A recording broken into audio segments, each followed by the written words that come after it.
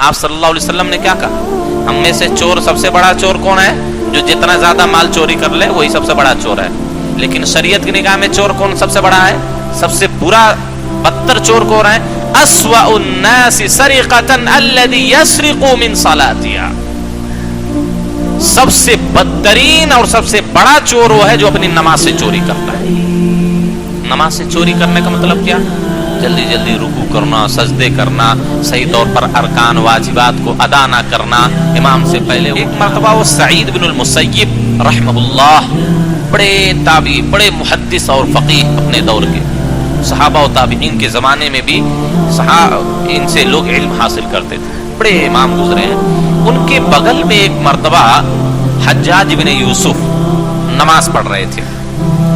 وہ کیا ہے، امام سے پہلے سر اٹھا لے رہے تھے، امام سے پہلے سجدے سے اٹھ جا رہے تھے. نماز جب ختم ہوئی، سعید بن المسیب رحمہ اللہ نے وہ جو چادر اوڑھے ہوئے تھے، جو کپڑا پہنے ہوئے تھے حجاج بن یوسف، انہوں نے خوب زور سے طاقت سے پکڑ لیا ان کی چادر. اور ابھی وہ نماز کے بعد کے جو اذکار ہیں وہ اذکار پڑھ رہے تھے، وہ پڑھ رہے ہیں اپنا، اٹھ کے جا رہے تھے حجاج بن.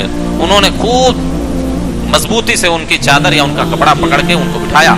وہ چھڑا رہے ہیں لیکن وہ پکڑے ہوئے اپنے اذکار پورا کر رہے ہیں. اذکار پورا کرنے کے بعد انہوں نے کتنا سخت لہجہ اپنایا. کہتے ہیں کہ یا سارق یا خائن، اے نماز کے اندر چوری کرنے والے، اے اللہ کی امانت میں خیانت کرنے والے. کیوں کہا؟ جلدی کر رہے تھے، امام سے پہلے اٹھ جا رہے ہیں، امام سے پہلے چلے جا رہے ہیں سجدے میں، رکوع میں. تو انہوں نے کیا کہا؟ یا خائن، اے خیانت کرنے والے. یہ خیانت ہے، امانت. نماز یہ بہت بڑی امانت ہے ہمارے سروں پر. تو اس میں ہم اگر امام کی اتباع اور اقتداء صحیح طور پر ہم نہیں کر رہے ہیں، آگے پیچھے ہو رہے ہیں امام سے، تو یہ خیانت ہے، یہ نماز کے اندر چوری ہے. آپ صلی اللہ علیہ وسلم نے کیا کہا؟ ہم میں سے چور سب سے بڑا چور کون ہے؟ جو جتنا زیادہ مال چوری کر لے وہی سب سے بڑا چور ہے. لیکن شریعت کی نگاہ میں چور کون سب سے بڑا ہے؟ سب سے برا بدتر چور کون ہے؟ اسوأ الناس سرقۃ الذی یسرق من صلاتها. سب سے بدترین اور سب سے بڑا چور وہ ہے جو اپنی نماز سے چوری کرتا ہے. نماز سے چوری کرنے کا مطلب کیا؟ جلدی جلدی رکوع کرنا، سجدے کرنا، صحیح طور پر ارکان واجبات کو ادا نہ کرنا، امام سے پہلے اٹھنا بیٹھنا، رکوع سجدے میں امام سے پہلے آنا جانا، یہ سب سے بدترین چور ہے شریعت کی نگاہ میں. تو سعید بن مسیب نے حجاج بن یوسف کو کیا کہا؟ اے خائن، خیانت کرنے والے، اے چور. انہوں نے کہا تصلی هذه الصلاۃ، تم اس طرح نماز پڑھتے ہو؟ ایسی نماز پڑھی جاتی ہے؟ لقد هممت ان اضرب بهذا النعل وجهك، میرا تو دل کرتا ہے کہ یہ جوتی نکال کر تمہارے چہروں پر رسید کر دوں، اس جوتی سے تمہارے چہرے پر ماروں. لیکن حجاج بن یوسف نے جواب نہیں دیا. حجاج بن یوسف گیا، حج کیا اور اس کے بعد شام چلا گیا. لیکن پھر وہ حجاز کا امیر بن کر آیا، گورنر، حجاز کا گورنر بن کر آیا. ابن عبداللہ بن زبیر رضی اللہ تعالی عنہ کا جب قتل ہو گیا، ان کو شہید کر دیا گیا، اس کے بعد یہ مدینہ آ گیا.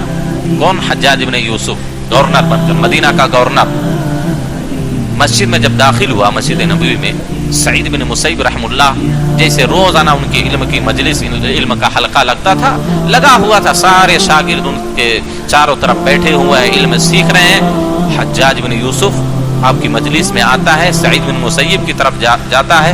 فخشى الناس على سعید، لوگ ڈر گئے کہ کہیں سعید بن مسیب کو نقصان نہ پہنچا دے، کیونکہ اس کا ظلم بہت مشہور تھا، بڑے سارے لوگوں کو قتل کیا اس نے. آیا وہ آپ کے سامنے، سعید بن مسیب کے سامنے بیٹھ گیا، کہا انت صاحب الکلمات، تم ہی ہو نا جو مجھے اس طرح کہے تھے؟ میں آج گورنر ہوں یہاں کا، آج یہاں کا سی ایم ہوں میں، تم ہی ہو نا؟ فضرب سعید صدرہ بیدہ، سعید بن مسیب ڈرے نہیں، اس کے سینے پر مارا، کہا ہاں میں ہی ہوں. لیکن حجاج نے بھی کہا جزاک اللہ خیرا، اللہ تم کو اچھا بدلہ دے.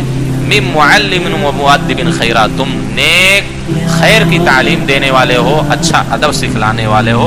کہتے ہیں کہ میں اس کے بعد سے جب بھی کوئی نماز پڑھا ہوں تو تمہاری بات کو یاد رکھا ہے.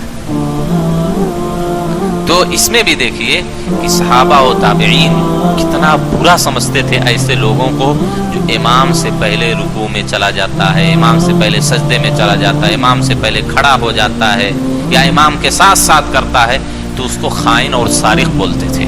اور نبی صلی اللہ علیہ وسلم نے بھی ایسے لوگوں کو سارق بولا ہے.